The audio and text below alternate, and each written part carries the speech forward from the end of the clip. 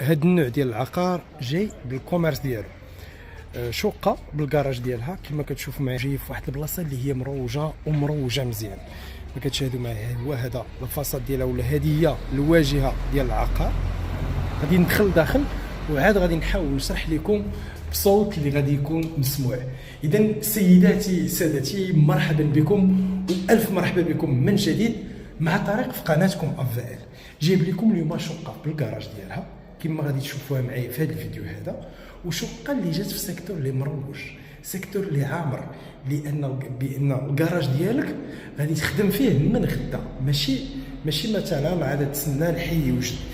هذا الموقع هذا اللي كنتواجد فيه يعم بالحياه، وتا من الناحيه التجاريه ديالها خدام هذا العقار وخدام مزيان. اذا سيداتي سادتي، كنقول لكم الف مرحبا اينما كنتم كتشاهدوني من داخل او خارج المغرب. معكم طارق من قناتكم افال، القناه اللي كتحاول ما امكن انها تجيب لكم عروض اللي كتكون مختلفه.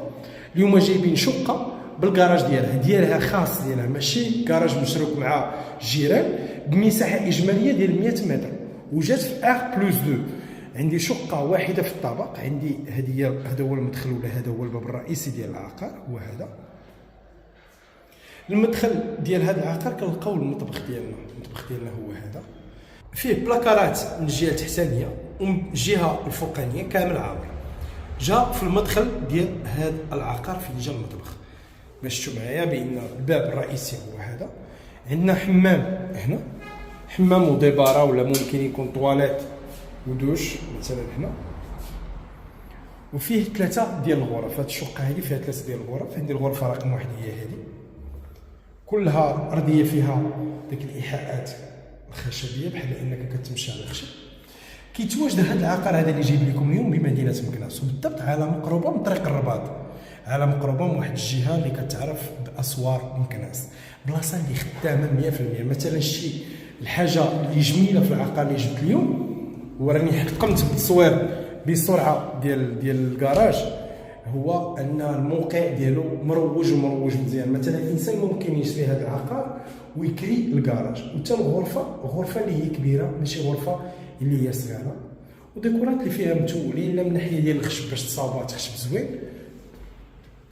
نعاودها، كنتواجد بكم بالضبط بمدينه مكناس وعلى مقربه من طريق الرباط. بالنسبه للغرف، جاو عندي كلهم تيطلعوا على داخل هذا العقار. وعندي هنا الصالون ديالي وحتاه المطبخ، ومن هاد الجهه هادي فين كاين الكراج وداروا ليه الباب ديالو، ممكن تحل هاد الباب كتخرج في داك الكراج اللي وريتكم من الاول. عندي هنا واحد الفاسك. الثمن ديال العقار اللي كنقوم بالوصف ديالو اليوم هو 540,000 درهم، 54 مليون. وهذا الثمن كما اكد لي صاحب العقار راه قابل للتفاوض ولا النقاش. مثلا قال لك اذا كان شي واحد عجبو يجي يشوف الموقع واش يناسبو، وراه الثمن قابل للتفاوض. هذه الغرفه الثالثه، هذه الغرفه اللي حاسبينها غرفه ديال الوالدين. راه كنحاول ما امكن انني نعطيكم معلومات بسرعه باش ما يكونش الفيديو ممل ويكون الفيديو ثقيل. بالنسبه للديكورات كلهم في السقف ديكورات من القبس ديال الجبس، ديكورات اللي هما جميلين ولا ديكورات اللي هما جداد.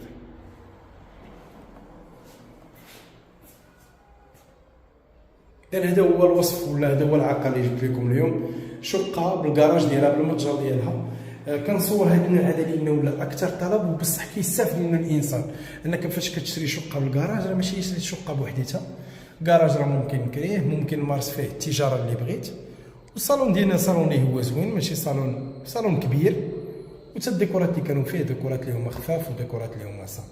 اذا اعزائي المشاهدين، كنتمنى يكون عجبكم هذا العرض اللي قدمت لكم اليوم.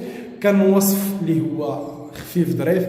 كنقول لكم دمتم في رعايه الله، والى اللقاء في عروض مقبله ان شاء الله عما قريب مع طارق.